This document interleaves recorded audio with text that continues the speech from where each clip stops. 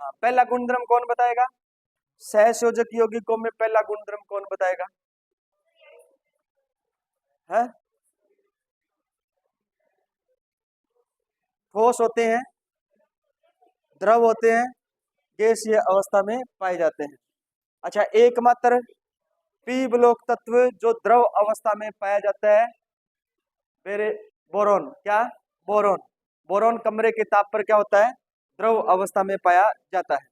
ठीक है ना। पी ब्लॉक में गैलियम भी आता है, लेकिन गैलियम धातु तत्व है जो द्रव अवस्था में पाया जाता है कमरे से थोड़ा अधिक तापमान पर।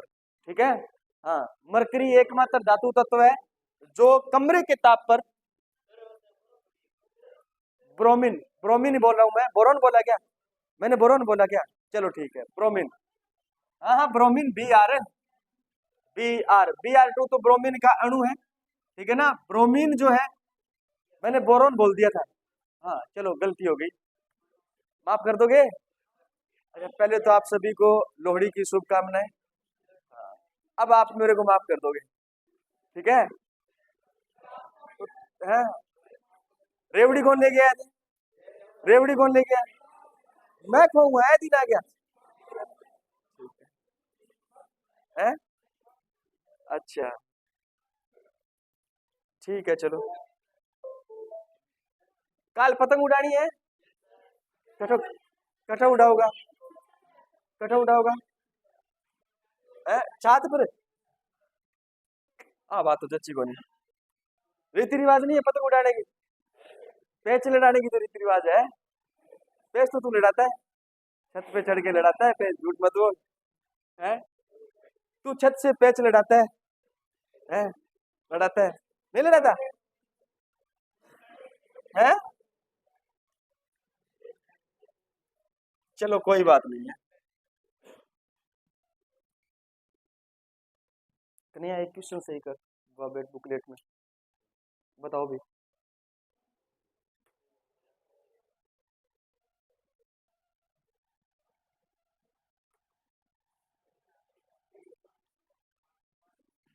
बुकलेट सबको मिली? हाँ, पीछे बुकलेट मिल गई सबको? ठीक है, शरारत नहीं करनी है, शरारत नहीं करनी है। हाँ, नहीं करनी।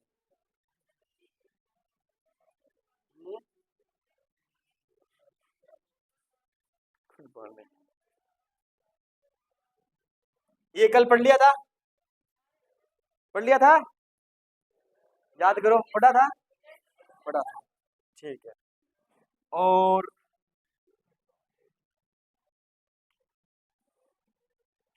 ये लास्ट स्क्रीन थी अपनी, ये भी पढ़ लिया था। सहसंयोजक यौगिकों में क्या पाई जाती है? समावयवता पाई जाती है। समावयवता क्यों पाई जाती है? सहसंयोजक यौगिकों में समावयवता क्यों पाई जाती है? चतुष्फलकीय होते हैं और पिरीमिडल होते हैं और त्रिविम संरचना होती है और हाँ, रेखीय, सॉरी, अपन बात करते हैं आयनिक यौगिकों में। आयनिक यौगिकों में समावयवता नहीं पाई जाती, नहीं पाई जाती, जबकि सहसंयोजक यौगिकों में सॉरी, समावयवता पाई जाती है। क्यों? कारण क्या है? उनमें ज्यामिति होती है। क्या होती है? ज्यामिति। जिनमें ज्यामिति होती है उनमें क्या पाई जाती है? समावयवता पाई जाती है। और जिनमें ज्यामिति नहीं होती है उनमें समावयवता नहीं पाई जाती है।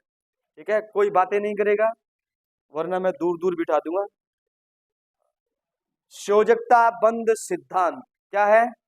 संयोजकता बंध सिद्धांत, VBT, valence bond theory. Valence bond theory क्या कहता है कि अगर विपरीत चक्रण के दो कक्षक या दो से अधिक कक्षक जिनके अंदर इलेक्ट्रॉन क्या कौन से होते हैं? विपरीत चक्रण के होते हैं। कौन से? विपरीत चक्रण के। मान लीजिए इसमें जो इलेक्ट्रॉन गति कर रहा है वो इस प्रकार से गति कर रहा है, ठीक है ना। और दूसरा हमारे पास में कक्षक है, वो कक्षक है उसके अंदर इलेक्ट्रॉन गति कर रहा है, वो इस प्रकार से गति करता है। ये दोनों एक दूसरे के संपर्क में आते हैं, पास पास आते हैं, तो इनमें होता है अति व्यापन। क्या होता है? अति व्यापन। ठीक है, अति व्यापन होता है और अति व्यापन के दौरान इन कक्षकों का आंशिक मिश्रण हो जाता है। इन कक्षकों का क्या हो जाता है? आंशिक मिश्रण हो जाता है। और इस आंशिक मिश्रण के दौरान याद रखना अणु का क्या होता है? निर्माण होता है। अणु का क्या होता है? निर्माण होता है। क्लियर? तो अणु का निर्माण वीबीटी के द्वारा, वीबीटी सिद्धांत के द्वारा कैसे होता है? तो जब दो कक्षक जिनके अंदर विपरीत चक्रण के इलेक्ट्रॉन पाए जाते हैं, गति करते हैं, दोनों एक दूसरे के पास आते हैं, तो दोनों कक्षक एक दूसरे में आंशिक मिश्रित हो जाते हैं। इस घटना को कहा जाता है अतिव्यापन। और अतिव्यापन से अणु का क्या होता है? निर्माण होता है। ये कौन कहता है? संयोजकता बंध सिद्धांत कहता है, वैलेंस बॉन्ड थ्योरी। ठीक है, अब मुझे ये बात बताओ आप, क्या अतिव्यापन से परमाणु कक्षकों का, परमाणु कक्षकों की पहचान समाप्त हो रही है क्या? परमाणु कक्षकों की पहचान समाप्त हो रही है क्या? ये गोलाकार है, ये भी क्या है? गोलाकार है। गोलाकार है तो हमने कहा ये एस कक्षक है और ये भी क्या है? एस कक्षक है। जब दोनों आंशिक मिश्रित हुए तभी भी क्या है? ये गोलाकार है ना? तो हमने कहा कि अति व्यापन से परमाणु कक्षक जब अणु का निर्माण करेंगे तो अपनी पहचान खोएंगे नहीं, बनाए रखेंगे। अपनी पहचान खोएंगे नहीं, बनाए रखेंगे। क्लियर है? और ये अति व्यापन अलग अलग प्रकार का होता है। जब दो एस कक्षक आपस में एक दूसरे के पास पास आते हैं तो इसको बोला जाता है एस एस अति व्यापन। एक एस और एक पी आपस में एक दूसरे के पास आएंगे तो हम कहेंगे एस पी अति व्यापन। और दो पी कक्षक आपस में पास पास आएंगे तो उसको बोला जाएगा पी पी अति व्यापन। तो अति व्यापन कितने प्रकार का होता है? 3 प्रकार का होता है। अति व्यापन कितने प्रकार का? 3 प्रकार का। एक एस एस अति व्यापन, एक एस पी अति व्यापन और एक पी पी अति व्यापन। अति व्यापन से किसका निर्माण होता है? अणु का निर्माण होता है। अब हमसे पूछा जाएगा, जब दो एस कक्षक आपस में संपर्क में आते हैं, पास पास आते हैं, मिलते हैं, तो कौन से बंध का निर्माण होता है? सिग्मा बंध का या फिर पाई बंध का? सिग्मा बंध का निर्माण होता है। किसका निर्माण होता है? एस और पी आपस में एक दूसरे के पास पास आएंगे तो सिग्मा बंध का निर्माण होता है। पी पी एक दूसरे के पास आएंगे तो सिग्मा और पाई दोनों बॉन्डिंग का क्या होता है? निर्माण होता है। इसको पढ़ेंगे अपन आगे स्लाइड में। पहले आप देखोगे अपने नोट्स के अंदर हमने क्या पढ़ा है। हमने पढ़ा है वीबीटी में, वीबीटी को वास्तविक रूप से प्रदर्शित करने वाले वैज्ञानिक थे। एक तो था हिटलर, क्या था? और दूसरा था लंदन। हिटलर और लंदन ने वीबीटी सिद्धांत दिया था। कौन सा सिद्धांत दिया था? वीबीटी सिद्धांत। हाँ, हिटलर और लंदन वैज्ञानिक का नाम है। इसे आगे बढ़ाने का मतलब और इसे स्पष्ट रूप से प्रदर्शित करने का जो काम किया था वो किया था सिडविक और पोवेल ने। किसने? सिडविक और पोवेल ने। तो आपसे पूछा जाए वीबीटी सिद्धांत किसने दिया था? हिटलर और लंदन ने दिया था। हिटलर और लंदन ने वीबीटी सिद्धांत दिया था, लेकिन इसे आगे बढ़ाने का, इसे और अधिक स्पष्ट रूप से प्रदर्शित करने का, इसको विकसित करने का काम किया था। किसने किया था? सिडविक और पोवेल ने। सिडविक और पोवेल ने दिया। इस सिद्धांत के अनुसार जब दो परमाणु कक्षक जिनमें विपरीत चक्रण का क्या होता है? इलेक्ट्रॉन होता है, एक दूसरे के को क्या करते हैं? आकर्षित करते हैं तथा स्थायित्व बढ़ता है। स्थायित्व बढ़ेगा तो ऊर्जा कम होगी, ऊर्जा कम होगी और अणु का क्या हो जाएगा? निर्माण हो जाएगा। तो अति व्यापन से किसका निर्माण होता है? अणु का निर्माण होता है। जब तंत्र की क्या हो? ऊर्जा क्या होती है? कम। ऊर्जा क्या होती है? कम। और स्थायित्व क्या होता है? अधिकतम। स्थायित्व क्या होता है? अधिकतम। तब याद रखना कौन सा बंध बनता है? सहसंयोजक बंध बनता है। ठीक है ना? सहसंयोजक बंध बनता है। परमाणु कक्षकों के इलेक्ट्रॉन अभ्भर के आंशिक मिश्रित होने को क्या कहा जाता है? अति व्यापन कहा जाता है। और अति व्यापन से क्या बनता है? बंध बनता है, जिससे अणु का क्या होगा? निर्माण होगा। एक बात याद रखना है, बंध का सामर्थ्य मतलब पावर या शक्ति, बंध कितना मजबूत होगा, बंध कितना मजबूत होगा, ये निर्भर करेगा किस पर, अतिव्यापन के क्षेत्रफल पर, अतिव्यापन के क्षेत्रफल पर। अतिव्याप सॉरी अतिव्यापन का क्षेत्रफल जितना ज्यादा होगा, बंध सामर्थ्य उतना ही क्या होगा, अधिक होगा। बंध सामर्थ्य उतना ही क्या होगा, अधिक होगा। वीवीटी दो बातें बताती है। पहली बात इस स्लाइड पर लिखा है कि अगर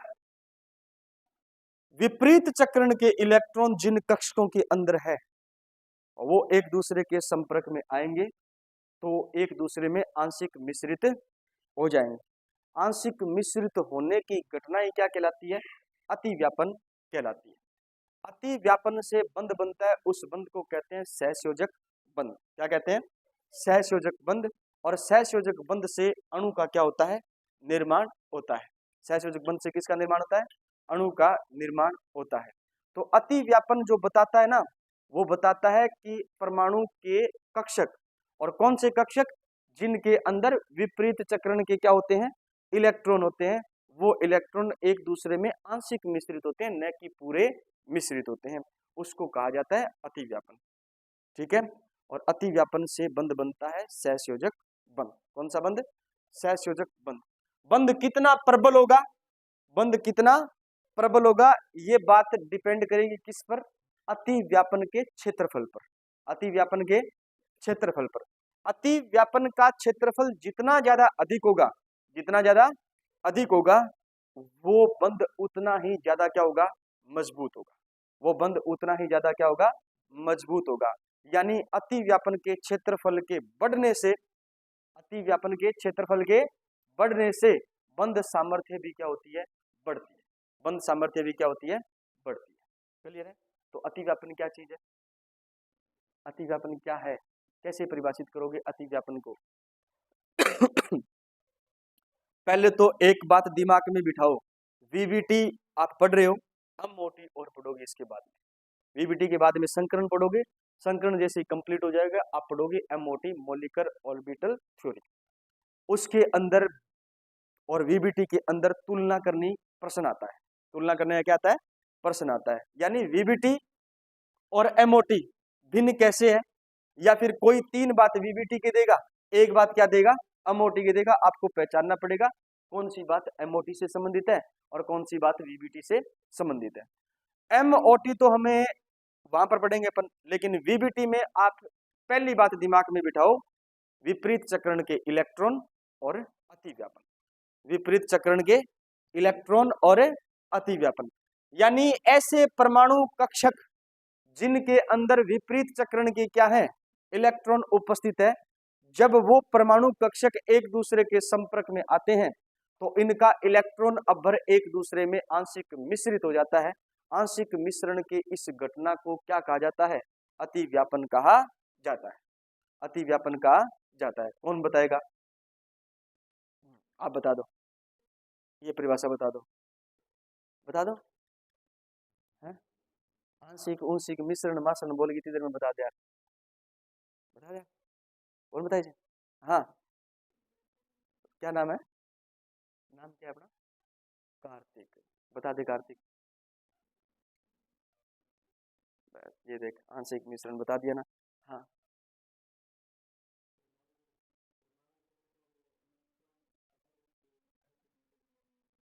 और कौन बताएगा, अच्छी बात है। नहीं, नहीं, नहीं, हाँ, नहीं, हाँ, बताओ, खड़े होके बताओ, मैंने उम्मीद लगाई है आप बता दोगे।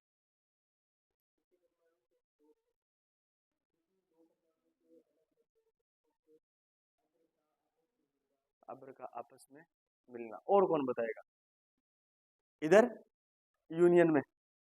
हाँ, मैंने तो पूछा ही नहीं आज तक आपसे, एक भी प्रश्न नहीं पूछा, आपसे पूछती हूँ। हाँ, ठीक है, इधर आप बताओ, बता दोगे, नहीं बताओगे, ध्यान देना। किन्हीं दो परमाणु के परमाणु कक्षक, किन्हीं दो परमाणु के परमाणु कक्षक, जरूरी नहीं है दो ही हो, दो से अधिक भी हो सकते हैं, लेकिन याद रखने के लिए किन्हीं दो परमाणु के परमाणु कक्षक जिनमें विपरीत चक्रण के क्या है, इलेक्ट्रॉन, जिनमें विपरीत चक्रण के क्या है, इलेक्ट्रॉन, जब आपस में एक दूसरे के पास आते हैं तो इनके इलेक्ट्रॉन अभ्वर एक दूसरे में आंशिक मिश्रित हो जाते हैं। इस घटना को कहा जाता है अतिव्यापन। अतिव्यापन के परिणाम स्वरूप सहसंयोजक बंध का निर्माण होता है, और सहसंयोजक बंध की प्रबलता इस बात पर डिपेंड करती है कि वो अतिव्यापन का क्षेत्रफल कितना अधिक है, कितना अधिक है। जितना ज्यादा अतिव्यापन का क्षेत्रफल होगा वो सहसंयोजक बंध उतना ही ज्यादा क्या होगा, मजबूत होगा, यानी उसकी बंध सामर्थ्य उतनी ही ज्यादा अधिक होगी, बंध सामर्थ्य उतनी ज्यादा अधिक होगी। ये कौन कहता है, वीबीटी कहता है। वीबीटी एक बात और बताता है कि अगर आंशिक मिश्रित परमाणु के कक्षक मिलने से पहले जिस पहचान को रखते हैं, मिलने के बाद वो सेम पहचान उनकी बनी रहती है, यानी परमाणु के कक्षक जो विपरीत चक्रण के इलेक्ट्रॉन रख रहे थे उनकी पहचान खत्म नहीं होती, पहचान बनी रहती है। ये बात कौन बोलता है, वीबीटी बोलता है। समझ गए? नहीं समझे तो घर जाकर के और पढ़ना, फिर समझ जाओगे। अतिव्यापन के प्रकार, अतिव्यापन के प्रकार, पहला प्रकार लिखा है एस एस अतिव्यापन। कौन सा अतिव्यापन है, एस एस अतिव्यापन, यानी दो एस कक्षक जिनमें विपरीत चक्रण के क्या है, इलेक्ट्रॉन, जिनमें विपरीत चक्रण के इलेक्ट्रॉन आपस में एक दूसरे के संपर्क में आते हैं तो आंशिक मिश्रित हो जाते हैं, इसे कहा जाता है एस एस अतिव्यापन। क्या कहा जाता है इसे, एस एस अतिव्यापन। एस एस अतिव्यापन क्या है, दो एस कक्षक जिनके अंदर विपरीत क्या पाया जाता है, इलेक्ट्रॉन का चक्रण पाया जाता है। जब एक दूसरे के क्या आएंगे, संपर्क में आएंगे, पास पास आएंगे, तो दोनों के इलेक्ट्रॉन अभ्वर क्या हो जाएंगे, आंशिक मिश्रित हो जाएंगे। इसे कहा जाता है एस एस अतिव्यापन। क्या कहा जाता है, एस एस अतिव्यापन। क्या कहा जाता है, एस एस अतिव्यापन कहा जाता है। ठीक है, एग्जाम्पल के रूप में देखा जाए तो H2 अणु का निर्माण कौन से अतिव्यापन से होता है, एस एस अतिव्यापन से होता है। क्यों, एस कक्षक है इसके अंदर 1s1 और 1s1, 1s1, और ये है ना हाइड्रोजन बॉन्डिंग, H2 अणु का निर्माण, इसका इलेक्ट्रॉनिक विन्यास 1s और इसका भी इलेक्ट्रॉनिक विन्यास 1s1। क्लियर है बात? तो H2 का निर्माण किससे होता है, एस एस अतिव्यापन से होता है। एस एस अतिव्यापन से कौन से बंध का निर्माण होगा, सिग्मा बंध का क्या होगा, निर्माण होगा। एस एस अतिव्यापन से सिग्मा बंध का क्या होता है भाई, निर्माण होता है। ठीक है, एस एस अतिव्यापन से सिग्मा बंध का निर्माण होता है। सिग्मा बंध एकल बंध होता है या द्विबंध होता है, एकल बंध होता है। द्विबंध में सिग्मा बंध नहीं होता, होता है, सिग्मा बंध होता है, ठीक है ना, और होगा एकल बंध। ठीक, दूसरा प्रकार कौन सा है, अतिव्यापन का दूसरा प्रकार है एसपी। आप बिना देखे बता सकते हो, एक एस कक्षक होगा और एक पी कक्षक होगा। एस और पी कक्षक आपस में एक दूसरे के संपर्क में आते हैं तो इनका इलेक्ट्रॉन अभ्वर एक दूसरे में आंशिक मिश्रित हो जाता है, जिसके दौरान एस और पी अतिव्यापन होता है, एस पी अतिव्यापन होता है। एक परमाणु का कौन सा कक्षक है, एस कक्षक, एक परमाणु का एस कक्षक, दूसरे परमाणु का कौन सा कक्षक है, पी कक्षक, दूसरे परमाणु का कौन सा कक्षक है, पी कक्षक, आपस में क्या करते हैं, अतिव्यापन करते हैं। ये एस कक्षक है और ये पी कक्षक है। पी में भी कौन सा कक्षक होगा, पी जेड। कौन सा पी कक्षक अतिव्यापन में भाग नहीं लेता, पी एक्स और पी वाई, पी एक्स और पी वाई लिख लेना। पी एक्स और पी वाई जो है ये अतिव्यापन में क्या नहीं लेंगे, भाग नहीं लेंगे। तो कौन सा पी कक्षक अतिव्यापन में भाग लेगा, पी जेड अतिव्यापन में क्या लेगा, भाग लेगा। क्लियर है? इसके दौरान भी कौन से बंध का निर्माण होगा? सिग्मा बंध का क्या होगा? निर्माण होता है। एक तो एस एस अतिव्यापन से सिग्मा बंध बनता है और एक एस पी अतिव्यापन से क्या बनता है? सिग्मा बंध बनता है। ठीक है, सिग्मा बंध बनता है। एग्जाम्पल, ये एस कक्षक रखता है और ये पी कक्षक रखता है एफ में। एफ का संयोजी कोष में पी आता है, पी ब्लॉक का तत्व है ना। तो एच एफ का निर्माण कौन से अतिव्यापन से होता है? एस पी अतिव्यापन से होता है। एच सी एल का निर्माण, एच बी आर का निर्माण और एच आई का निर्माण भी याद रखना कौन से अतिव्यापन से होता है? एस पी अतिव्यापन से होता है। एस पी अतिव्यापन से होता है। ठीक है, अतिव्यापन कितने अतिव्यापन पढ़ लिए? दो, एक एस एस और एक एस पी, एक एस एस और एक एस पी। ठीक है, हाँ एस पी। तीसरा प्रकार है पीपी अतिव्यापन। पीपी अतिव्यापन, पीपी अतिव्यापन दो प्रकार का होता है। कितने प्रकार का होता है? दो प्रकार का होता है। पहला पीपी अतिव्यापन होता है पीपी समअक्षीय अतिव्यापन। पीपी समअक्षीय अतिव्यापन। दूसरा होता है पीपी समपार्श्विक अतिव्यापन। समपार्श्विक अतिव्यापन मतलब ये है कि अगर पी कक्षक, कितने पी कक्षक? दो पी कक्षक, दो पी कक्षक रेखीय क्रम में आपस में मिलते हैं। कौन से क्रम में? रेखीय क्रम में आपस में मिलते हैं तो इनके इलेक्ट्रॉन अपर आंशिक क्या हो जाते हैं? मिश्रित हो जाते हैं। इसको बोला जाता है पी पी समअक्षीय अतिव्यापन। पी पी समअक्षीय अतिव्यापन या समाक्षीय अतिव्यापन। क्लियर है बात? ये कौन सा है? पी पी जेड है और ये कौन सा है? पी पी जेड है। पी एक्स और पी वाई अतिव्यापन में भाग नहीं लेते। क्लियर है? ये तो कहलाया समअक्षीय। और यही पी कक्षक अगर क्या है? इस प्रकार से है, ठीक है ना, और इसके आंशिक मिश्रित कक्षक पार्श्व भाग से आंशिक मिश्रित हो जाए। कौन से भाग से? पार्श्व भाग से आंशिक मिश्रित हो जाए तो इसको कहा जाता है पीपी समपार्श्विक अतिव्यापन। पीपी समपार्श्विक अतिव्यापन। ठीक है ना। इसके दौरान कौन से बंध का निर्माण होगा? पाई बंध का क्या होगा? निर्माण होगा। कितने पाई बंध बनेंगे? एक पाई बंध बनेगा। इस रेखा से ऊपर आधा पाई बंध और इस रेखा से नीचे आधा पाई बंध, आधा ओधा कितना हो गया? एक पाई बंध का क्या हो जाएगा? निर्माण हो जाएगा। ठीक है, तो पूछा जाता है कौन से अतिव्यापन से पाई बॉन्डिंग का निर्माण होता है? समपार्श्विक अतिव्यापन से पाई बॉन्डिंग का निर्माण होता है। और समअक्षीय पाई बॉन्डिंग पीपी समअक्षीय अतिव्यापन सिग्मा बंध का निर्माण करता है। एस एस अतिव्यापन से सिग्मा बंध का निर्माण होगा, एस पी अतिव्यापन से सिग्मा बंध का निर्माण होगा और पी पी समअक्षीय अतिव्यापन से सिग्मा बंध का निर्माण होगा और पी पी समपार्श्विक अतिव्यापन से पाई बंध का निर्माण होता है। पाई बंध का निर्माण होता है। क्लियर है?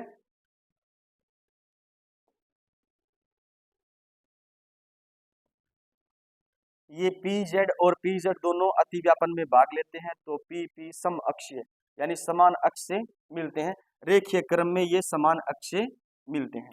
ठीक है, उसी बात की बात करें अपन तो ये कहलाता है आपका पी पी समपार्श्विक अतिव्यापन। और इसके दौरान याद रखना है ये साइड से क्या करते हैं? यहाँ से मिलते हैं तो ये कहलाता है आपका समपार्श्विक अतिव्यापन। और समपार्श्विक अतिव्यापन से याद रखना है एक पाई बंध का क्या होता है? निर्माण होता है। N2 अणु का निर्माण, N2 अणु का निर्माण और O2 अणु का निर्माण। याद रखना ये कहलाता है आपका कौन सा? समपार्श्विक अतिव्यापन। डायरेक्ट प्रश्न आता है N2 अणु का निर्माण कौन से अतिव्यापन से होता है? O2 अणु का निर्माण कौन से अतिव्यापन से होता है? O2 अणु का निर्माण कौन से अतिव्यापन से होता है? तो याद रखना समपार्श्विक। कौन सा समपार्श्विक? पी पी समपार्श्विक अतिव्यापन से होता है जिसमें एक पाई बंध बनता है। एक पाई बंध बनता है। सिग्मा बंध याद रखना F2 Cl2 Br2 I2 इनका निर्माण जो होता है वो सम अक्षीय अतिव्यापन से होता है, PP सम अक्षीय अतिव्यापन से होता है। और यहां से किसका निर्माण होगा?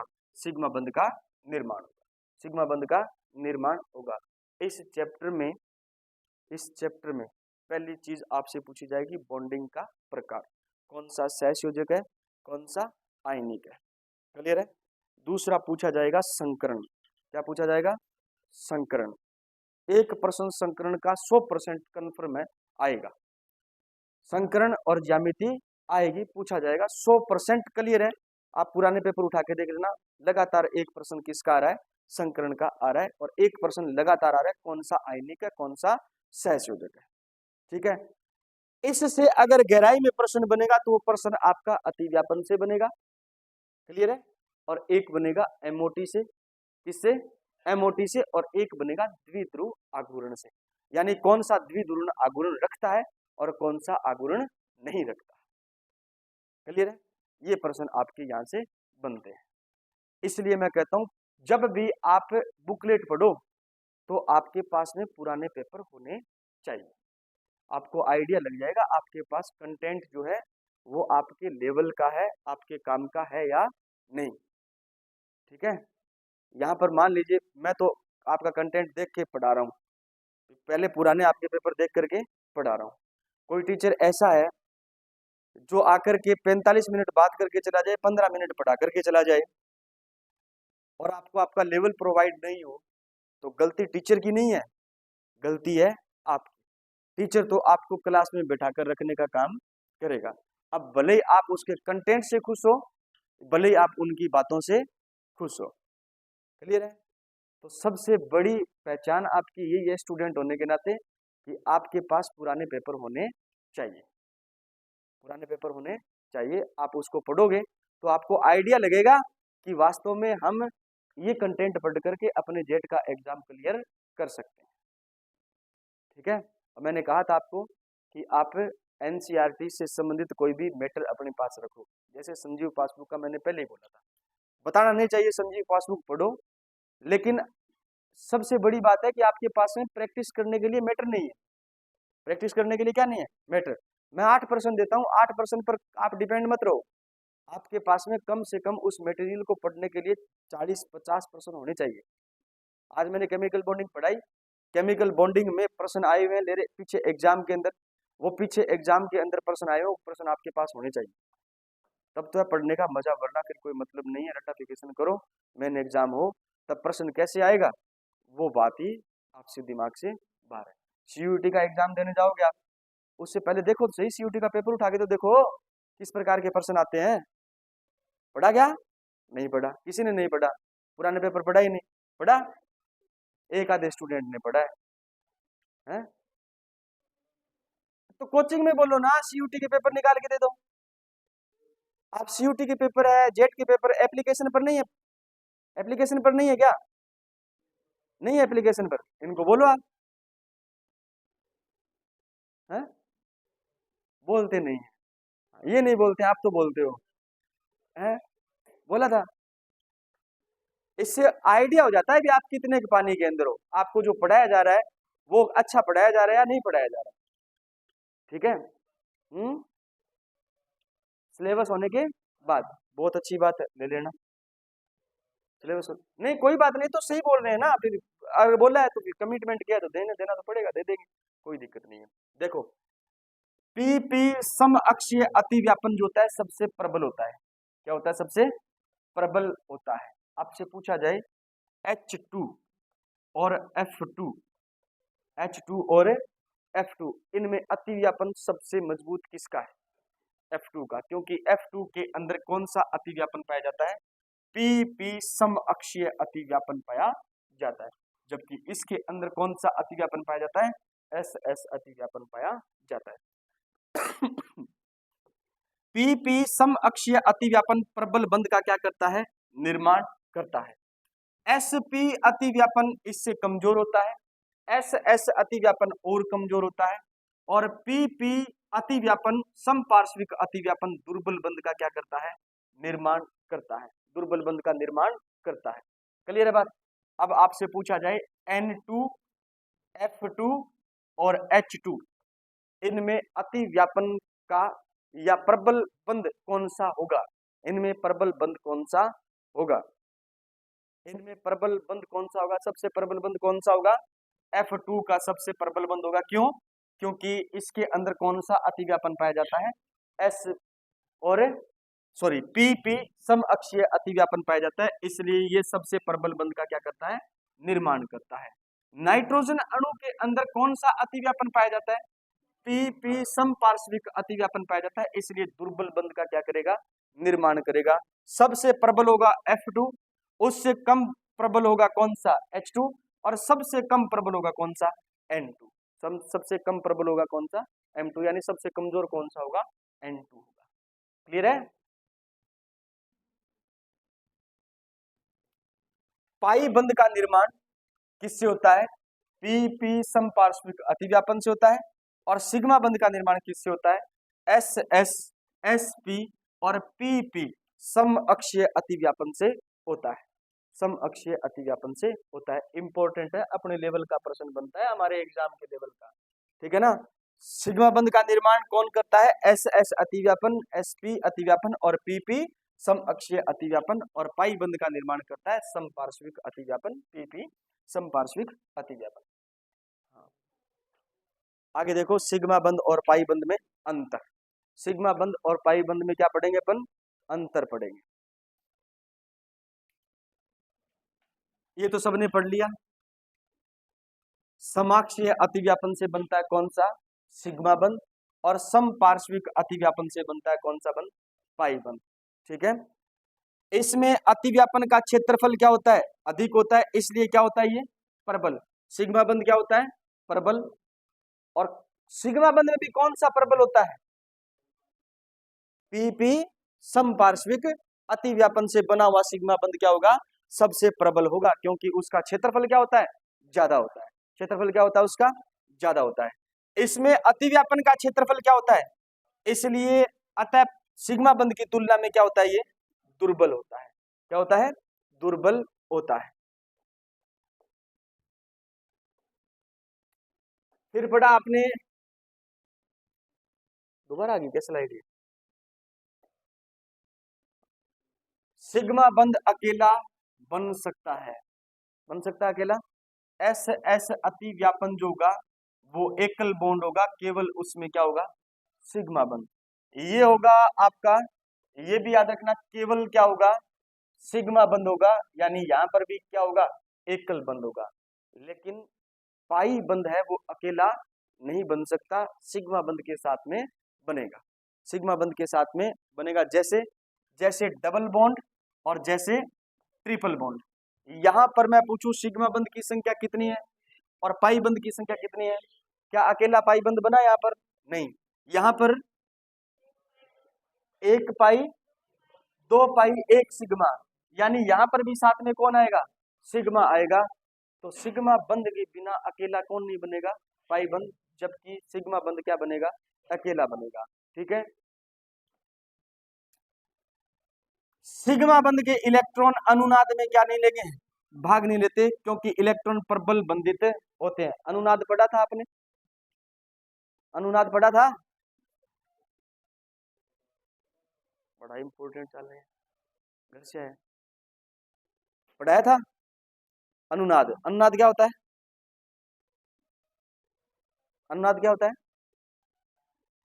हाँ, आपने पढ़ा नहीं? पढ़ा तो था, याद नहीं है? काफी पहले पढ़ा था।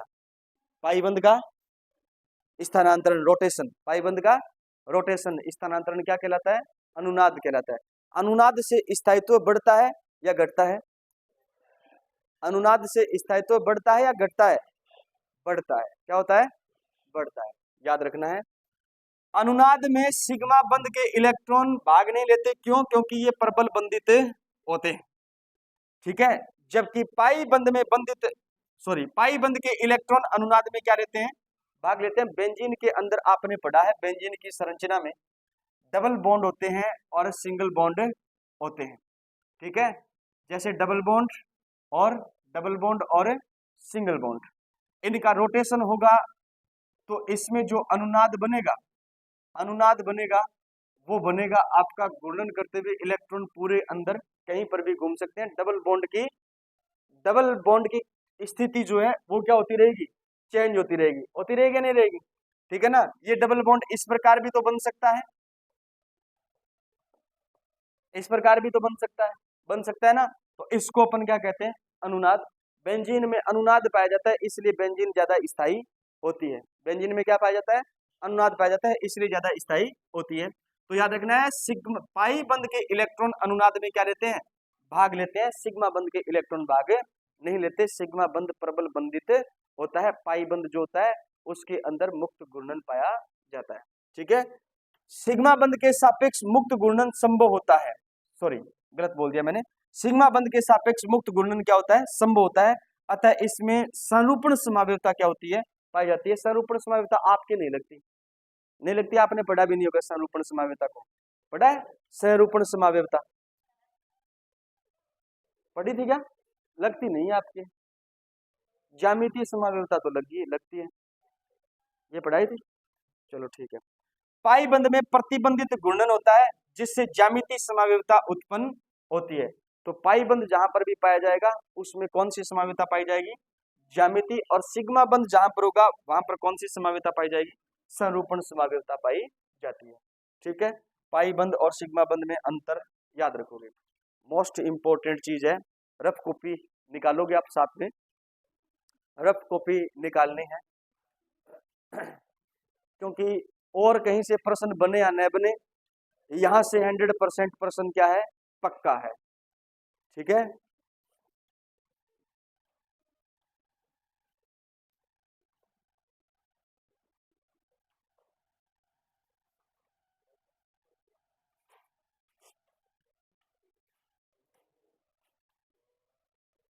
निकाल ली रफ कॉपी, अब बातें नहीं करनी है, पहले इसको थोड़ा सा डेफिनेशन अपन कर लेते हैं इसकी क्लियर, और फिर अपन इनके एग्जाम्पल पढ़ते हैं।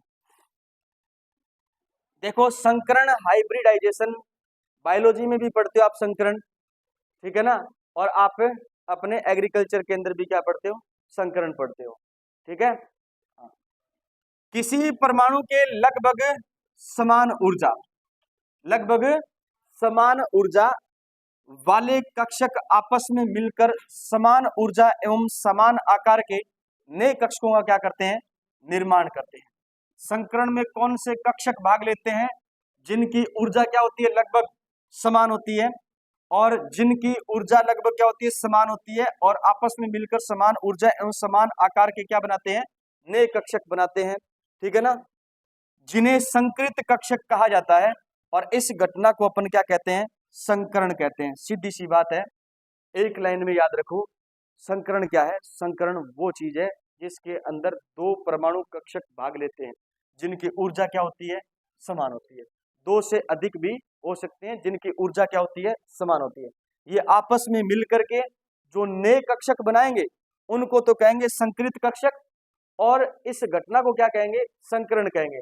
संकृत कक्षक जो बने हैं, संकृत कक्षक जो बने हैं, नए कक्षक जो बने हैं, उनका आकार भी लगभग क्या होगा, समान, और उनकी ऊर्जा भी क्या होगी, समान होगी। उनकी ऊर्जा भी क्या होगी, समान होगी। क्लियर है बात। संकरण की परिकल्पना किसने दी थी, पॉलिंग ने। ये पॉलिंग एक वैज्ञानिक है जिसने संकरण के बारे में सर्वप्रथम बताया था, ठीक है। संकरण कोई एक अपन कह सकते हैं संकल्पना है, क्या है, एक प्रकार की कोई ऐसी चीज नहीं है कि हमें ये परमाणु कक्षक मिलते हुए दिखाई देते हैं। ऐसा माना जाता है कि ऐसा हो सकता है, ऐसा हो सकता है, ठीक है। संकरण के महत्वपूर्ण बिंदु, संकरण में लगभग समान क्या होती है, ऊर्जा, और समान आकार तथा भिन्न आकृति के कक्षक क्या लेते हैं, भाग लेते हैं। जैसे दो ऐसे कक्षक आपस में भाग लेंगे तो हम ये कह सकते हैं इन दोनों की ऊर्जा लगभग क्या होती है, समान होती है। लगभग क्या होती है, समान होती है। और समान इनका क्या है, आकार है। समान इनका क्या है, आकार है। लेकिन हमने इसको पढ़ा है, एक एस कक्षक और एक कौन सा कक्षक, पी कक्षक। इनकी ऊर्जा लगभग समान है, 2s और 2p में ऊर्जा लगभग क्या होगी, समान होगी, लेकिन इनकी आकृति क्या होगी, भिन्न भिन्न होगी। इनकी आकृति क्या होगी, भिन्न भिन्न होगी।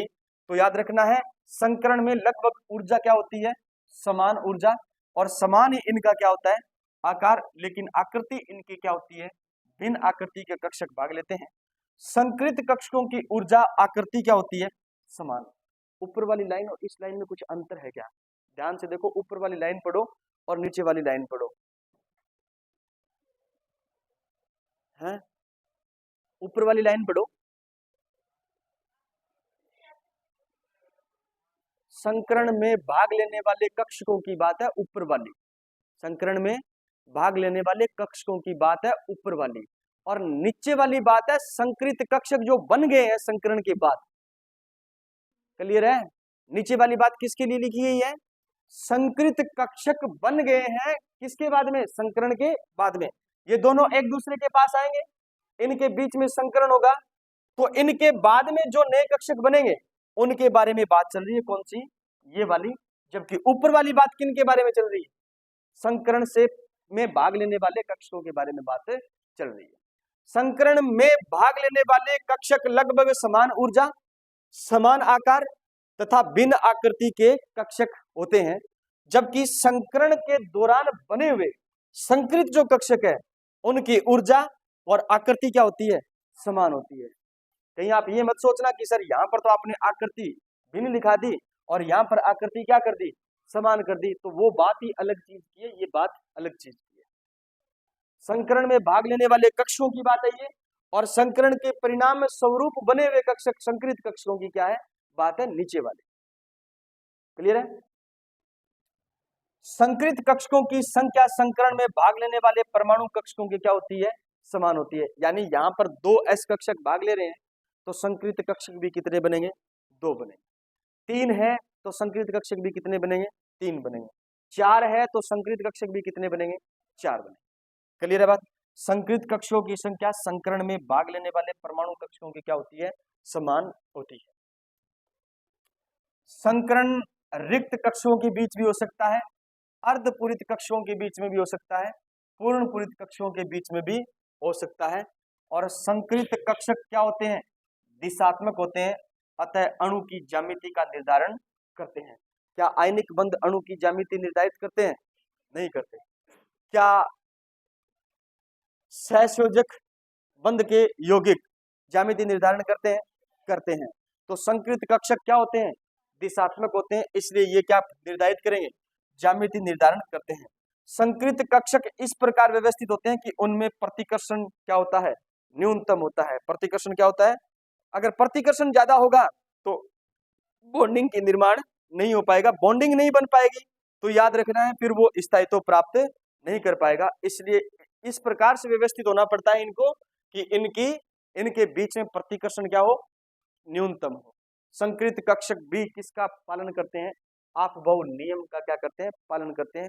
आपभाव नियम के अंतर्गत कितने नियम पढ़ के आए थे, कितने नियम पढ़ के आए थे 3 नियम पढ़ के आए थे। पहला बोलो कौन सा, पाउली का अपवर्जन नियम। दूसरा कौन सा है हुंड का अधिकतम बहुलकता का नियम। तीसरा कौन सा N+L का नियम। यानी इन तीनों नियमों की पालना की जाएगी किसके अंदर संकृत, यानी इलेक्ट्रॉन भरने का क्रम किसके अंदर देखा जाएगा संकरण के अंदर भी देखा जाएगा। क्लियर है, संकृत कक्षकों की संख्या निकालनी है आपको। क्या निकालनी है संकृत कक्षकों की संख्या निकालनी है। तो सबसे पहले आपके पास उस यौगिक में सिग्मा बंधों की संख्या पता होनी चाहिए। सबसे पहले आप क्या पता करोगे सिग्मा बंध की संख्या पता करोगे। उसके बाद में केंद्रीय परमाणु पर आपको देखना है लोन पेयर है या नहीं, लोन पेयर है या नहीं। ध्यान देना, ये निकालना सिखाऊंगा मैं आपको, ये आएगा तभी संकरण आएगा अन्यथा नहीं आएगा। सिग्मा बंधों की संख्या और प्लस केंद्रीय परमाणु पर लोन पेयर की संख्या का योगफल किसके बराबर होगा संकृत कक्षकों की संख्या के बराबर होगा। एलपी का अर्थ हो गया लोन पेयर, एलपी का अर्थ हो गया lone pair. Lone pair, lone pair को हिंदी में कहते हैं इलेक्ट्रॉन युग्म। क्या कहते हैं इलेक्ट्रॉन युग्म। तो इलेक्ट्रॉन युग्म की संख्या भी निकालनी आनी चाहिए, सिग्मा बंध की संख्या भी निकालनी आनी चाहिए। अगर ये संख्या आपके पास आई है कितनी 2, कौन सी सिग्मा बंध की संख्या प्लस लोन पेयर की संख्या, इसको जोड़ा तो आपके पास ये संख्या कितनी आई, तब संकरण का प्रकार कौन सा होगा, sp, यानी संकरण होगा आपका sp। ध्यान देना, संकृत कक्षकों की संख्या कितनी है, 2, तो संकरण कौन सा होगा, sp।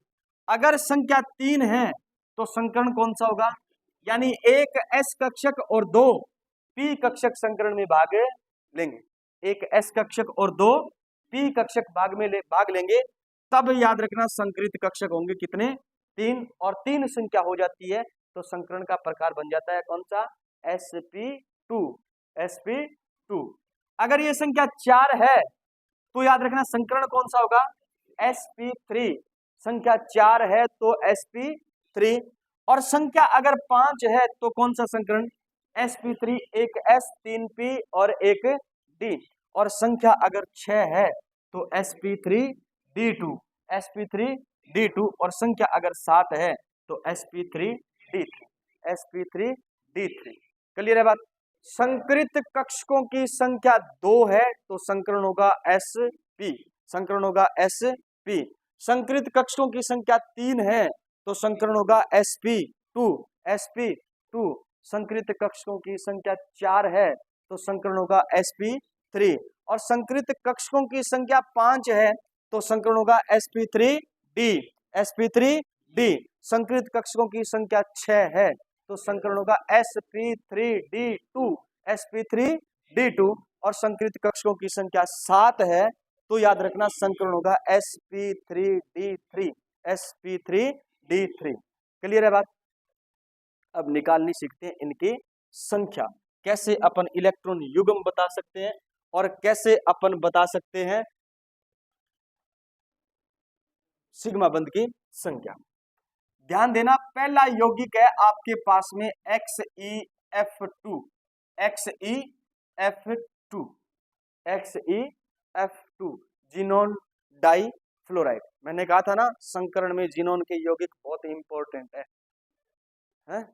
ये प्रश्न आया हुआ है, ये जेट में आया हुआ, हाँ पिछली बार आया था। XeF2 संकरण में बहुत इंपॉर्टेंट है। अब इसमें संकरण कैसे निकालोगे, संकरण निकालने के लिए आपके पास में संकृत कक्षकों का पता चल जाए आपको तो आप संकरण निकाल सकते हो। तो पहला काम आपका यही होगा कि आपको निकालना आना चाहिए संकृत कक्षक। क्या निकालना आना चाहिए, संकृत कक्षक। जिनोन के अंतिम कोश में कितने इलेक्ट्रॉन होते हैं, इलेक्ट्रॉनिक विन्यास याद है, 8 होते हैं। जिनोन एक अक्रिय गैस है और अक्रिय गैस में याद रखना कितने इलेक्ट्रॉन है, 8 इलेक्ट्रॉन। कितने इलेक्ट्रॉन है, 8। अष्टक पूरा इसका। अब देखो फ्लोरीन कितने जुड़े हैं जिनोन के साथ में, 2। कितने जुड़े हैं, इसका मतलब फ्लोरीन का जो ऑक्सीडेशन नंबर होता है वो होता है -1। क्या होता है, -1। मतलब 1 इलेक्ट्रॉन ग्रहण कर सकता है। कितने इलेक्ट्रॉन ग्रहण कर सकता है, 1 इलेक्ट्रॉन ग्रहण कर सकता है। फ्लोरीन कितने जुड़े हैं, 2 जुड़े हैं। ये जोड़ा हमने Xe के साथ में फ्लोरीन, और क्या जोड़ा, फ्लोरीन।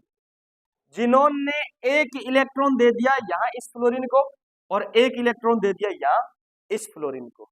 इसका मतलब 8 में से कितने इलेक्ट्रॉन चले गए, 2। पीछे कितने बच गए, 6।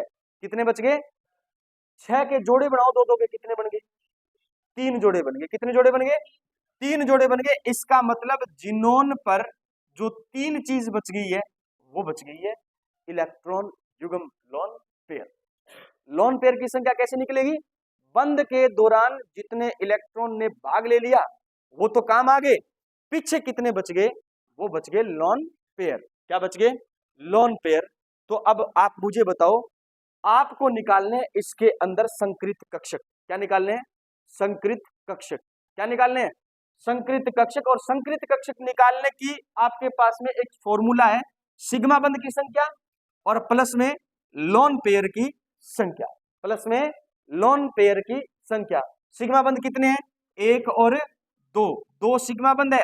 लोन पेयर कितने हैं, 1 2 और 3। ये संख्या कितनी आई, 5। 3 और 2 5। अगर संकृत कक्षक 5 है तो संकरण कौन सा होगा, sp3d, sp3d।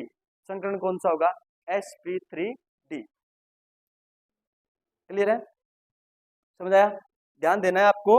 सबसे पहला काम आपको करना है, जो भी यौगिक मिले उसमें केंद्रीय परमाणु पहचानो। इसमें केंद्रीय परमाणु XE है और परिधीय परमाणु F है।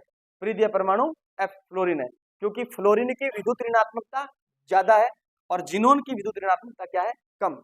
जिसकी विद्युत ऋणात्मकता कम होती है वो होता है केंद्रीय परमाणु। क्या होता है? केंद्रीय परमाणु। अब अगला काम आपको करना है, फ्लोरीन जिनोन के साथ में किस बंध द्वारा जुड़ेगा? सिंगल बंध द्वारा जुड़ेगा। कौन से बंध द्वारा जुड़ेगा? सिंगल बंध द्वारा जुड़ेगा। तो हमने फ्लोरीन जोड़े दो सिंगल बंध द्वारा। एक बंध में 2 इलेक्ट्रॉन भाग लेते हैं। कितने इलेक्ट्रॉन? 2 इलेक्ट्रॉन भाग लेते हैं, जिसमें से एक एक दोनों का होता है, एक फ्लोरीन का और एक जिनोन का। जिनोन ने ये बंध बनाया तो अपना एक इलेक्ट्रॉन फ्लोरीन को दिया। जिनोन ने फ्लोरीन के साथ में ये बंध बनाया तो जिनोन ने दूसरा इलेक्ट्रॉन भी दिया। 2 इलेक्ट्रॉन बंध निर्माण में भाग आगे। काम आगे 2 बंध निर्माण में, पीछे कितने बच गए? 6। कितने बच गए? 6 बंध निर्माण में काम नहीं आ रहे, वो बच गए। बच गए तो कितने इलेक्ट्रॉन युग्म हो गए? 6 में 3 इलेक्ट्रॉन युग्म हो गए। 3 जोड़े बच गए 2-2 इलेक्ट्रॉन के। उनको कहा जाता है लोन पेयर। क्या कहा जाता है? Lone pair. और सिग्मा बंध कितने हैं? ये 2 सिग्मा बंध है, 3 लोन पेयर है। 3 और 2 5। 5 परमाणु संकरित कक्षक आ गए। 5 संकरित कक्षक कौन से संकरण में होते हैं? sp3d के अंदर होते हैं। 3 और 1 4 और 1 5, यानी इसके अंदर एक s कक्षक काम आ रहा है, 3 p कक्षक काम में आ रहे हैं और 1 d कक्षक काम में आ रहा है। अभी हमें ज्यामिति से कोई मतलब है नहीं, ज्यामिति अभी अपने याद नहीं करनी है। ज्यामिति भी याद करने की अलग एक फॉर्मूले से अपन याद करेंगे, ट्रिक से याद करेंगे, लेकिन पहला काम आपको संकरण निकालना आना चाहिए। ये ठीक है? ये ठीक है। तो फिर आप नोट्स को करो बंद, नोट्स को करो बंद और संकरण देखो आप किसमें। अच्छा, नोट्स में तो करो चाहे ओपन, मेरा तो लिखा हुआ नहीं है वैसे ना। हाँ, XeF4 में जिनोन का संकरण निकालना है आपको। XeF4 में जिनोन का निकालना है आपको संकरण। नहीं, पहले निकालो आप, करो। कॉपी पेन चलाओ। ऐसा नहीं है कि दिमाग में मुझे आ गया और मैंने बता दिया, नहीं, कॉपी में पेन चलाओ आप। हाँ, कॉपी में पेन चलाओ। हो गया? नहीं हुआ? हाँ, करो करो। गगनदीप कर रहे हैं।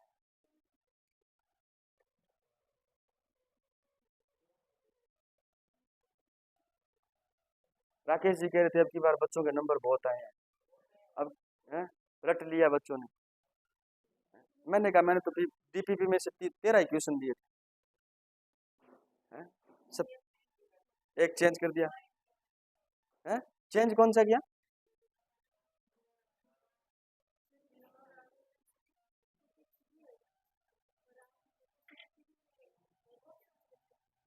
अच्छा अच्छा अच्छा, सही है। कर लिया? कितना निकाला संकरण? sp3d2। sp3d2 सबका है sp3d2। अरे कर लियो, कर लिया sp3d2? नहीं किया? पेन दे रहे भी नहीं, दे दे पेन दे।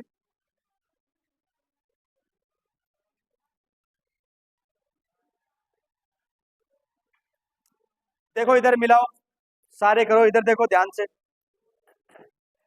यहाँ अभी कोई नहीं लिखेगा इस नोट्स के अंदर, इस नोट्स के अंदर यहाँ अभी कोई नहीं लिखेगा, घर जाकर के लिखेगा। साथ साथ कोई नोट्स में नहीं लिखेगा संकरण कौन सा है, कैसे निकालोगे। घर जाकर के इसको वर्क के रूप में करना है आपको, ठीक है? यहाँ रफ कॉपी में करोगे। ध्यान दो इधर, XeF4 फ्लोरीन अभी भी एकल बंध से जुड़ेगा। कौन से बंध से जुड़ेगा? एकल बंध से जुड़ेगा। तो XeF और XeF और क्या बनाया हमने? F। जिनोन में 8 इलेक्ट्रॉन होते हैं श्योनजी कोष में। 8 में से कितने बंध बना लिए? कितने इलेक्ट्रॉन काम आ गए? 4, कितने इलेक्ट्रॉन काम आ गए? 4 काम में आ गए। कितने पीछे बच गए? 4 बच गए, मतलब 2 lone pair, 2 lone pair. Clear है? 4 इलेक्ट्रॉन काम आ गए, पीछे बच गए 4, 4 का मतलब हो गया 2 लोन पेयर। सिग्मा बंद कितने हैं? 4। सिग्मा बंद कितने हैं? तो सिग्मा बंद है 4 और प्लस लोन पेयर कितने हैं? 2। 2 और 4 प्लस कितने हो गए? 6।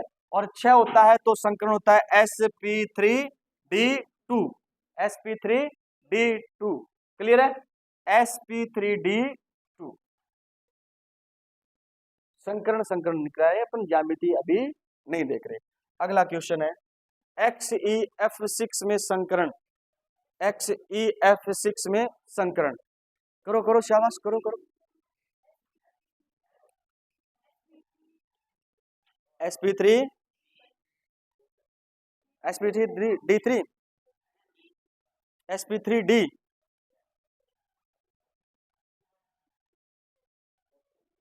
गलत है? समझ आ रहा है क्या? हाँ,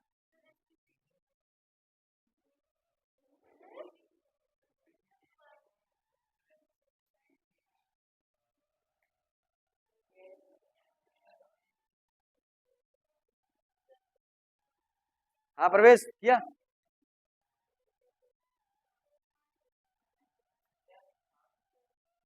पेपर वाले दिन जिनोन के सारे यौगिक संकरण में पढ़ के जाओगे, ठीक है? हाँ, sp3 करवाऊं? देखो इधर देखो, Xe के अंदर 6 क्या है? फ्लोरीन। Xe 6 इलेक्ट्रॉन दे रहा है किसको? फ्लोरीन को। पीछे कितने बच गए? 6 इलेक्ट्रॉन फ्लोरीन के साथ में जुड़ रहे, इसका मतलब सिग्मा बंद की संख्या कितनी? 6 सिग्मा बंद है, प्लस में लोन पेयर कितने? 1। 1 लोन पेयर कितने? 1 लोन पेयर 6 और 1 7 का मतलब हो गया sp3d3 क्या हो जाएगा? इसमें संकरण हो जाएगा, sp3d3 संकरण हो जाएगा। क्लियर है? हाँ, ठीक है, ये करो। ये पहले नहीं पढ़ रहा? ऑक्सीजन जुड़ता है डबल बॉन्ड के साथ, ऑक्सीजन जुड़ता है डबल बॉन्ड के साथ, जोड़ो, हो जाएगा तो ठीक है। ऑक्सीजन जुड़ता है डबल बॉन्ड के साथ में।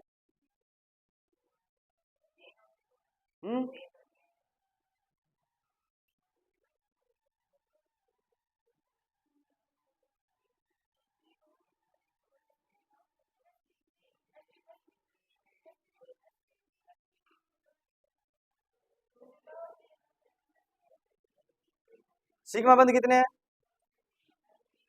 लोन पेयर कितने हैं?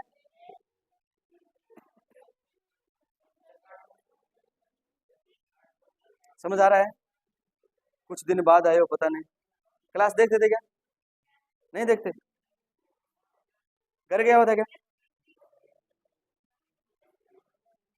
कितना निकाला? नहीं किया? sp3 sp3 सबने sp3 निकाला? ठीक है, देखो इधर, ऑक्सीजन कितनी बॉन्ड से जुड़ेगा? डबल बॉन्ड से। Xe के साथ में डबल बॉन्ड के साथ में जुड़ा कौन? ऑक्सीजन, है ना? ऑक्सीजन डबल बॉन्ड के साथ में जुड़ा। इधर देखो, इस एक बंद में 2 इलेक्ट्रॉन है। कितने इलेक्ट्रॉन है? 2 इलेक्ट्रॉन, एक जिनोन का और एक ऑक्सीजन का। इस एक बंद में 2 इलेक्ट्रॉन है, एक जिनोन का और एक ऑक्सीजन का। तो इस दो बंद के अंदर जिनोन के टोटल कितने इलेक्ट्रॉन हो गए? 2। 2 इलेक्ट्रॉन यहां काम आ गए, 2 इलेक्ट्रॉन यहां काम आ गए, 2 इलेक्ट्रॉन यहां काम आ गए। टोटल कितने इलेक्ट्रॉन काम आ गए? 6। कितने इलेक्ट्रॉन काम आ गए? पीछे कितने बच गए? 2। वो जो 2 बच गए वो क्या है? Lone pair. क्या है? Lone pair. क्लियर है बात? ध्यान देना, एक बंद में जिनोन का 1 इलेक्ट्रॉन है, जिनोन का। दूसरे बंद में भी जिनोन का कितने इलेक्ट्रॉन है? 1। तो इस डबल बॉन्ड में इलेक्ट्रॉन जो खर्च हुए हैं जिनोन के, वो हुए 2। कितने? 2। तो इसमें भी कितने इलेक्ट्रॉन काम आएंगे? और इसमें भी कितने इलेक्ट्रॉन काम आएंगे? 2 4 और 2 6। 6 इलेक्ट्रॉन ने बंद बना लिया, पीछे बच गए कितने इलेक्ट्रॉन? 2 इलेक्ट्रॉन। कितने इलेक्ट्रॉन? 2 इलेक्ट्रॉन ये बच गए, तो ये बन गया आपका एक इलेक्ट्रॉन युग्म। इसका मतलब एक इलेक्ट्रॉन युग्म तो है आपके पास में जिनोन ट्राई ऑक्साइड के अंदर। और सिग्मा बंध की संख्या निकालोगे तो सिग्मा बंध की संख्या देखना, एक डबल बॉन्ड में एक सिग्मा बंध होता है। कितना बंध होता है? एक सिग्मा बंध, 2 सिग्मा बंध, 3 सिग्मा बंध। तो सिग्मा बंध की संख्या कितनी आई? 3। ये आया आपके पास में टोटल संख्या कितनी? 4। और 4 आ जाए तो संकरण आ जाता है sp3। संकरण आ जाता है sp3। क्लियर है? समझ आया?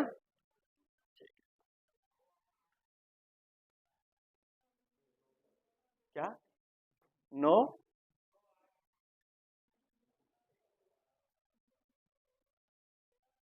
ये करो करो करो करो करो। कर दिया?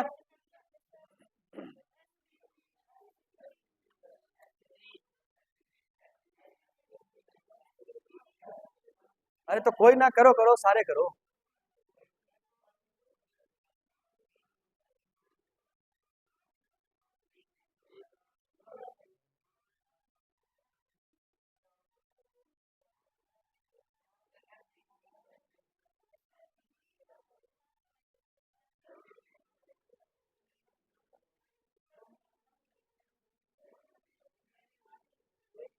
बातें नहीं, बातें नहीं, बातें नहीं, अपने अपने दिमाग से अपनी कॉपी में करो। हाँ।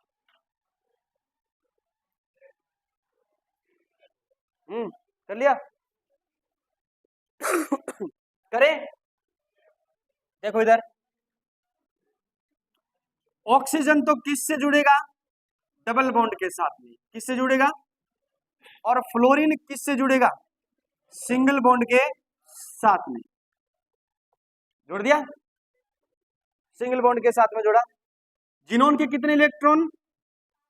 2, 2 4 5 और 6 काम में आ गए। आगे ना, कितने बच गए? 2 क्या हो गए? Lone pair. कितने लोन पेयर हो गए? एक लोन पेयर। एक क्या हो गया? Lone pair. अब गिनो सिग्मा बंद। क्या गिनोगे? सिग्मा बंद, और प्लस में गिनोगे लोन पेयर। सिग्मा बंद 1, 2, 3 और 4। 4 सिग्मा बंद। लोन पेयर कितने हैं? एक। एक लोन पेयर। 4 और 1 5। 5 का मतलब हो गया sp3d। sp3d। समझ गए? ठीक है, चले आगे। इसका sp3d आया और इसका sp3d2। जिनोन का निकाल लो, क्योंकि जिनोन जो है वो एग्जाम में पूछा जाएगा। जिनोन के यौगिक चाहे वो ऑक्सीजन के साथ में है, चाहे वो फ्लोरीन के साथ में है। मैंने बताया था एकमात्र अक्रिय गैस है जो यौगिकों का क्या करती है? निर्माण करती है। जो यौगिकों का क्या करती है? इसलिए इसके यौगिक संकरण में बहुत इंपॉर्टेंट है। इनके यौगिकों में संकरण पूछा जाता है। sp3d2 पढ़ने लग गया यार, हैं?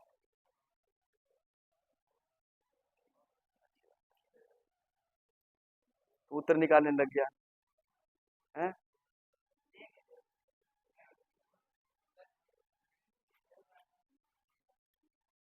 हो गया सबका? कोई दिक्कत इसमें? ना समझाऊं? चले आगे, चले, समझा दूं? चल ठीक है। एक्स ई के साथ में डबल बॉन्ड्स के साथ जुड़ा है ऑक्सीजन। कौन जुड़ा है? ऑक्सीजन। और 4 क्या जुड़े हैं? फ्लोरीन। मतलब 4 सिग्मा बंद है। कितने बंद है? 4 सिग्मा बंद है। 5 सिग्मा बंद है। एक ये सिग्मा बंद और 4 फ्लोरीन वाले। तो सिग्मा बंद की संख्या होगी कितनी? 5। लोन पेयर कितने हैं? एक लोन पेयर है। सबको पता है लोन पेयर है एक। चलो ठीक है,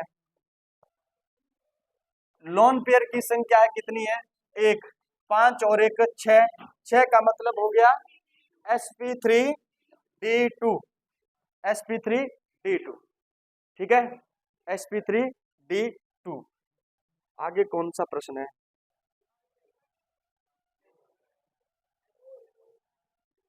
HClO4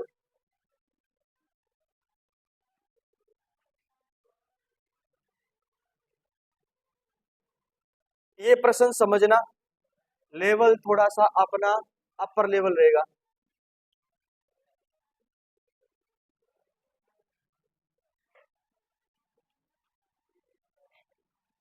HClO4 HClO4 इसमें हमें संकरण बताना है क्लोरीन का। किसमें? क्लोरीन का क्या बताना है? संकरण बताना है, या पूरे अणु के अंदर क्या बताना है? संकरण बताना है। संकरण केंद्रीय परमाणु का ही देखा जाता है, इसमें केंद्रीय परमाणु कौन है? ध्यान देना, जब ऐसा प्रश्न आ जाए ना, ये प्रश्न एग्जाम में आ जाए, अरे सुन लो, ज्यादा इंपॉर्टेंट चल रही है क्या? HClO4 ये अणु आपको एग्जाम में आ जाए तो इसको तोड़ना है और आयन में बदलना है। तोड़ करके किसमें बदलना है? क्लोरीन का आयन बनाना है आपको, तो क्लोरीन बनेगा ClO4 माइनस। क्या बनेगा? माइनस। यानी हाइड्रोजन और क्लोरीन के बीच में सिंगल बॉन्डिंग है, और हाइड्रोजन जब अलग होगा तो अपना इलेक्ट्रॉन लेकर के निकल जाएगा, और क्लोरीन पर चार्ज आएगा कौन सा? माइनस। कौन सा चार्ज आएगा? माइनस। समझ आई क्या बात?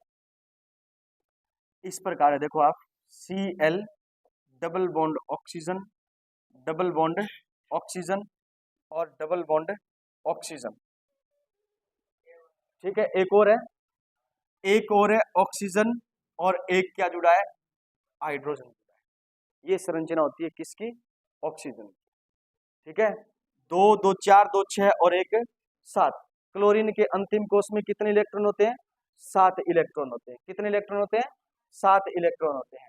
यहाँ 2 इलेक्ट्रॉन काम आ रहे हैं क्लोरीन के, यहाँ 2 इलेक्ट्रॉन काम आ रहे हैं, यहाँ 2 इलेक्ट्रॉन काम आ रहे हैं, और यहाँ पर 1 इलेक्ट्रॉन काम आ रहा है। तो 2 2 4 2 6 और 1 7। क्लियर है? अब जब ये हाइड्रोजन यहां से हटाओगे, या हाइड्रोजन यहां से हटाओगे, तो याद रखना इस पूरे अणु पर चार्ज आ जाएगा कौन सा? माइनस का। कौन सा चार्ज आ जाएगा? क्योंकि इस ऑक्सीजन की 2 संयोजकताएं पूरी नहीं हो रही। इस ऑक्सीजन की 2 संयोजकताएं क्या नहीं हो रही? एक संयोजकता क्या बच रही है? खाली बच रही है, क्योंकि इस ऑक्सीजन ने क्लोरीन के साथ में केवल एकल बंध बनाया है, तो एक इलेक्ट्रॉन की ऑक्सीजन के पास अभी भी क्या है? कमी है। इसलिए याद रखना ये एक इलेक्ट्रॉन लेने की कोशिश करता है। तो इस हाइड्रोजन को जब अपन यहां से हटाते हैं तो इस ClO4 पर पूरे पर क्या आ जाता है? माइनस चार्ज आ जाता है। क्लियर है बात? अब आपको देखना है कि इसके अंदर संकरण कौन सा होगा। अब माइनस चार्ज आ गया ना, इसका मतलब है इसने एक इलेक्ट्रॉन क्या कर लिया? ग्रहण कर लिया। एक इलेक्ट्रॉन क्या कर लिया? ग्रहण कर लिया। क्लियर है? पहले इसके अंतिम कोष में इलेक्ट्रॉन थे 7। कितने थे? 7। अब कितने हो गए? 8 इलेक्ट्रॉन। कितने इलेक्ट्रॉन हो गए? 8 इलेक्ट्रॉन। पहले कितने इलेक्ट्रॉन थे? 7। अब कितने इलेक्ट्रॉन हो गए? 8 इलेक्ट्रॉन में काम कितने आ रहे हैं? 2 2 4 2 6 1 7। कितने इलेक्ट्रॉन काम आ रहे हैं? 7 इलेक्ट्रॉन काम में आ रहे हैं।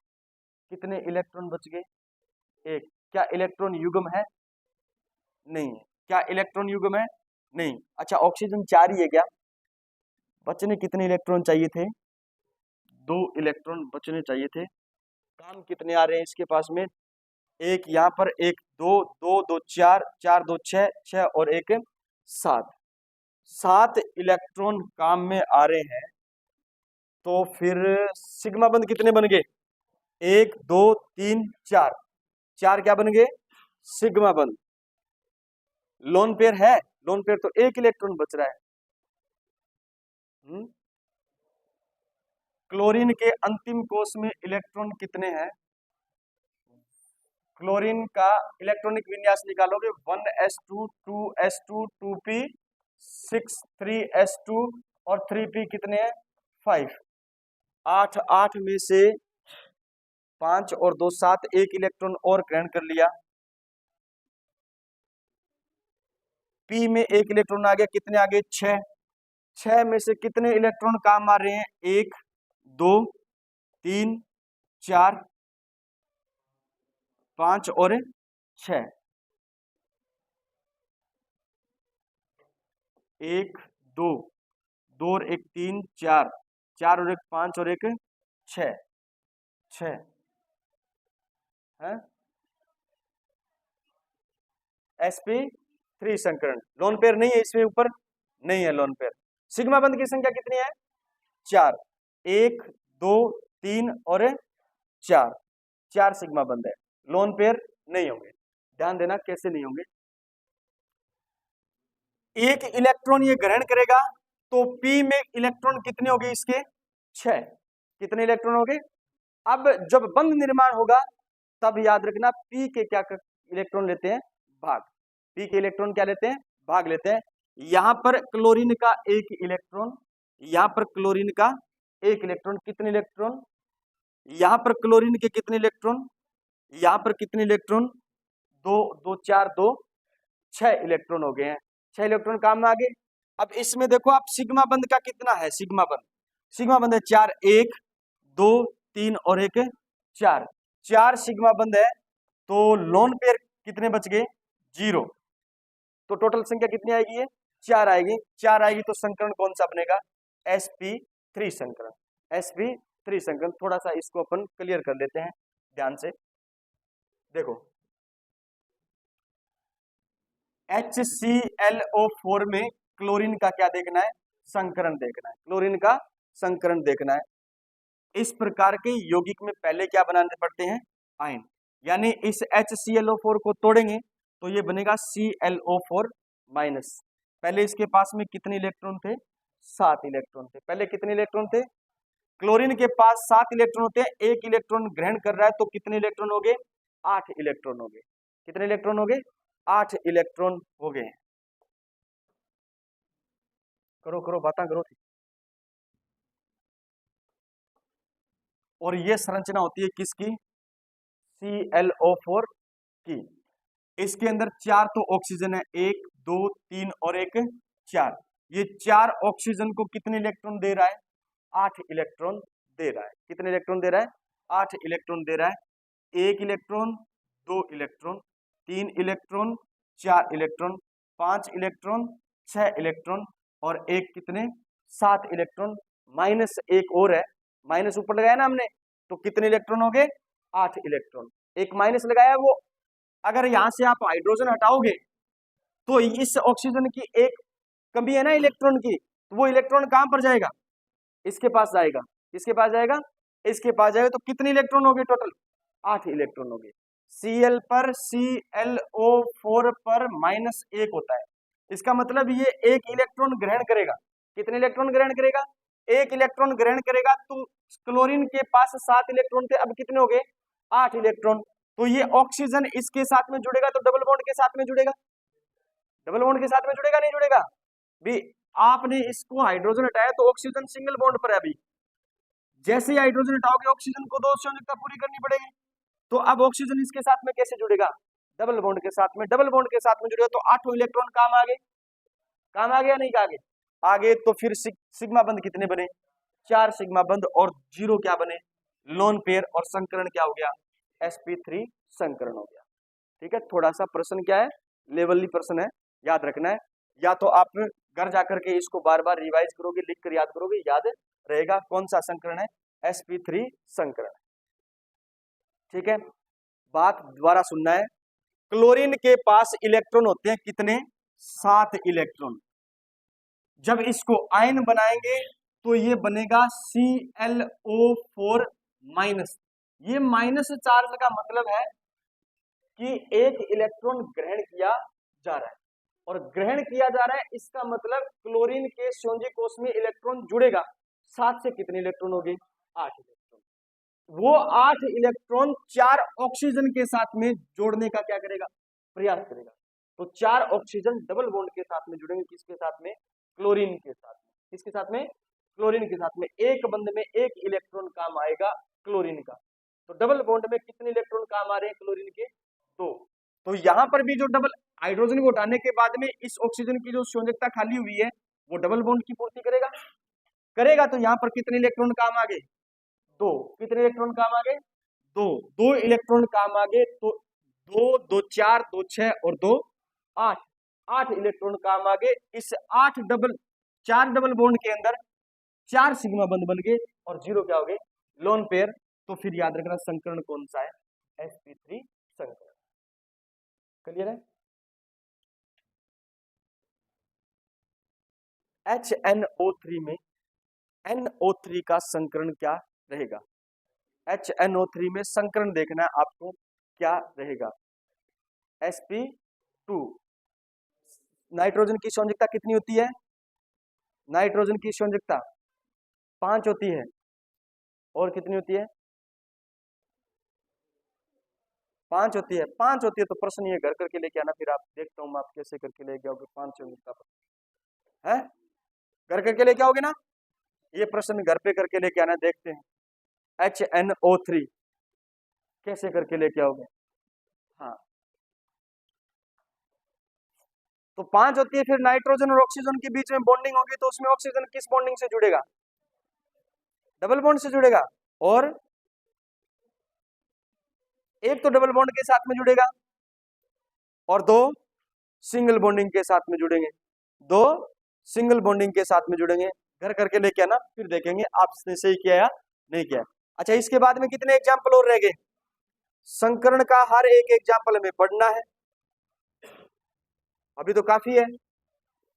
हाँ, कल और चलेगा संकरण, कल नहीं तो परसों और चलेगा। ठीक है, और ये बुकलेट आपको पूरी पढ़नी है पेपर के लिए। ठीक है, और बाबू सिंह जी ने बोला था क्या ऑर्गेनिक केमिस्ट्री के प्रश्न देने का? नहीं आएंगे अब की बार टेस्ट में, अगले टेस्ट में आएंगे। ठीक है, अगले टेस्ट में 10 प्रश्न आएंगे ऑर्गेनिक केमिस्ट्री के। ठीक है, इसमें 40 प्रश्न क्या है? इनऑर्गेनिक केमिस्ट्री, क्योंकि रात मैंने पेपर भेज दिया था। हाँ, अभी भेज दिया मैंने पेपर।